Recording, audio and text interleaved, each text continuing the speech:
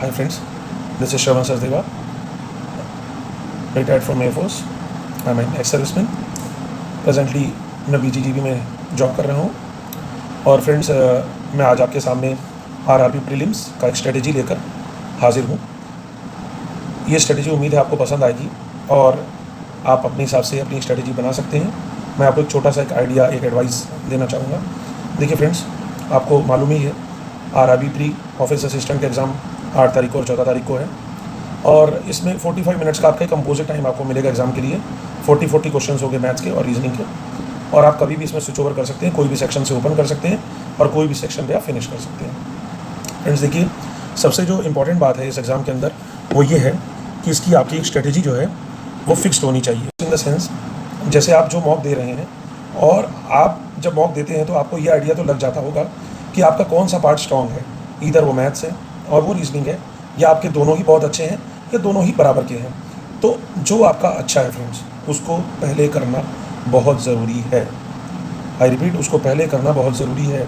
उसका रीज़न यही है कि जब आपका मोरल हाई तभी होगा जब आपको वो नंबर वहाँ दिखाई देंगे कि मैं इतने क्वेश्चन इतने टाइम में कर चुका हूँ।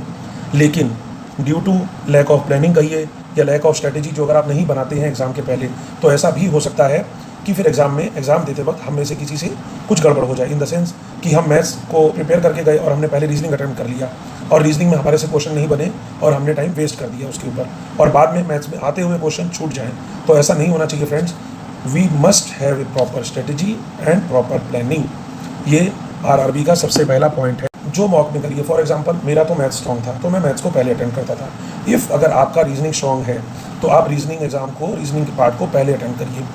आपको जितने आते हैं फ्रेंड्स, आप एक काम कर सकते हैं। फॉर एग्जांपल, आपका रीजनिंग मैथ से थोड़ा सा अच्छा है तो आप रीजनिंग को 25 मिनट्स अपने माइंड में एलोकेट कर दीजिए कि I will not give rather more than 25 minutes to reasoning. ठीक है, क्योंकि आपका रीजनिंग स्ट्रॉन्ग है, क्योंकि मैथ्स के लिए भी आपको 20 मिनट चाहिए। फॉर एग्जांपल, आपने रीजनिंग में तो 30 क्वेश्चन कर दिए लेकिन आपने काफ़ी टाइम वेस्ट कर दिया, फिर आप मैथ्स में 12 या 14 कर पाएँ और उतने ही मान लीजिए उसके आसपास, तो then there is no use. तो फ्रेंड्स, इसलिए जो आपका बेस्ट है, जो आपका स्ट्रॉन्ग है, जिसमें आप अच्छे हो, कहने का मतलब है वो आपको पहले करना है। अगर आप वो पहले करते हैं तो आपका मोरल एग्जाम में हाई रहेगा। You will score a real, मतलब जिसे बोलते हैं ना, प्रैक्टिकल गुड मार्क्स। तो ये तो हो गई स्ट्रेटजी एंड प्लानिंग। मतलब यहीं से स्ट्रेटजी फिक्स करके जाना है और वही फॉलो करना है। अगर आप यहाँ जो पार्ट पहले करते हैं, इधर वो आपकी चॉइस है। मैं ये नहीं कह रहा हूँ कि आप मैथ्स पहले करिए या रीजनिंग पहले करिए, लेकिन मैं आपको एक बेनिफिट बताना चाहूँगा कि मैथ्स पहले करने का क्या फ़ायदा होता है और क्या नुकसान होता है। मतलब इसे आप डूज़ और डोंट्स की तरह भी ले सकते हैं। डूज़ इसलिए है कि मैथ्स में सिंप्लीफिकेशन RRB के एग्ज़ाम में फ्रेंड्स बहुत ईजी होता है और ये 40 में से 15 होंगे। तो अगर आप फ्रेंड्स 15 अटेम्प्ट कर लेते हैं और आप 10 मिनट या 8 मिनट के अंदर इनको कर लेते हैं तो आपका मोरल हाई रहेगा। आपकी किटी में ऑलरेडी 12-15 नंबर आ चुके होंगे। इसके बाद आप नंबर सीरीज़ अटेम्प्ट कीजिए। नंबर सीरीज़ इधर तो मिसिंग वाली होगी और जो है वो नॉर्मल नंबर सीरीज़ होगी, रॉन्ग वाली। आप दोनों में से कोई भी मिलती है 5 मिनट 6 मिनट के अंदर कर पाएंगे, यानी 15 मिनट के अंदर फ्रेंड्स आप करीब 20 क्वेश्चन या 20 मार्क्स ले चुके होंगे। उसके बाद फ्रेंड्स 10 नंबर की इसमें DI फिक्स्ड आती है। आप 10 में से 7 से 8 DI कर सकते हैं। यानी एक एक्स सर्विसमैन जेन्युइनली बिना अर्थमेटिक किए इसमें 25, 26 या आप कह सकते हैं 28 से तक आराम से अटैम्प्ट कर सकता है। और मैं आपको ये भी बताना चाहूँगा कि मैथ्स के अंदर अर्थमेटिक पार्ट में इतना टफ नहीं होता है। आप उसमें भी अगर थोड़ा सा भी आपने किया है तो यकीनन आप 2 से 3 क्वेश्चन क्रैक कर सकते हैं। मतलब कहने का ये है कि 30 मार्क्स इसमें डूएबल है। अगर आपकी थोड़ी सी प्रैक्टिस है फ्रेंड्स, 25 से 30 का ब्रैकेट, या आप 30 भी टच कर सकते हैं। इसमें कोई बहुत ज़्यादा मैं ऐसा रॉकेट साइंस नहीं बता रहा हूँ, मैं एकदम प्रैक्टिकल बात बता रहा हूँ जो मैंने किया और जो मैं सभी लोगों को रिकमेंड भी करता हूँ। तो मैथ्स करने का फ़ायदा फ्रेंड्स पहले यही है कि आपको सिंप्लीफिकेशन ईजी मिलेगा, आप नंबर स्कोर हो जाएंगे। तो जब आपका टाइम रिड्यूस हो रहा होगा लेकिन आपके वहाँ पर मार्क्स बढ़ रहे होंगे फ्रेंड्स। नहीं है कि आप रीजनिंग नहीं कर सकते पहले, आप रीजनिंग भी पहले कर सकते हैं। एवरेज 3 से लेकर 4 सिटिंग और पजल मिला के होता है, कम से कम 4 तो होगा ही होगा। उसके अलावा कोडिंग डिकोडिंग, वो भी चाइनीज़ वाला जो नॉर्मल वाला होता है, एक डिस्टेंस डायरेक्शन, ठीक है, और आपको सिलॉग भी मिलेगा तो ईजी वाला मिलेगा। उसके अलावा अल्फ़ा न्यूमेरिक सीरीज़ या नॉर्मल सीरीज़, ठीक है, ओनली अल्फ़ाबेटिकल सीरीज़ है, ओनली न्यूमेरिकल सीरीज़ या मिक्स्ड वाली या सिंबल्स वाली सीरीज़।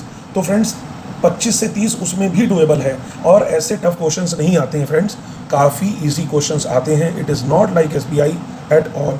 मैं आपको बताना चाहूँगा, मैंने प्री के अंदर मैथ्स में 34 अटैम्प्ट किया था। मैंने मैथ्स पहले किया था, सिम्प्लीफिकेशन 15 थे, 5 सीरीज़ थी मिसिंग वाली, आराम से हो गई थी 20, 10 DI 30 और 4 नंबर मैंने अर्थमेटिक में मैनेज किया। मैंने 25 मिनट तक मैंने करीब मैथ्स किया और उसके बाद मैंने बचे हुए 20 मिनट मैंने आराम से रीजनिंग को दिए और उसमें मैंने 27 अटैम्प्ट्स किए थे। टोटल अटैम्प्ट्स मेरे 61 थे, स्कोर 64.25 था। आप रीजनिंग भी पहले कर सकते हैं, लेकिन टाइम डिवीज़न बहुत इंपॉर्टेंट है। अगर आपने सही तरीके से टाइम डिवाइड किया, तरीके से टाइम डिवाइड करना बहुत ज़रूरी है। अगर आप वो कर लेते हैं कि आपको यहीं से प्लान करके जाना है, जो आप मॉक्स दे रहे हैं, अगर नहीं दे रहे हैं तो अभी भी दीजिए, अभी भी टाइम है। जिनका एग्जाम 14 तारीख को है उनके पास काफ़ी टाइम है। आप दिन में 2 मॉक्स कम से कम, मैं ज़रूर कहूँगा 2 मॉक्स अटैम्प्ट कीजिए। 2 मॉक्स में आपको अराउंड 160 क्वेश्चन डेली मिल जाएंगे करने के लिए और अभी 10 एक दिन तो है, आप 1600 क्वेश्चन से रूबरू हो जाएंगे।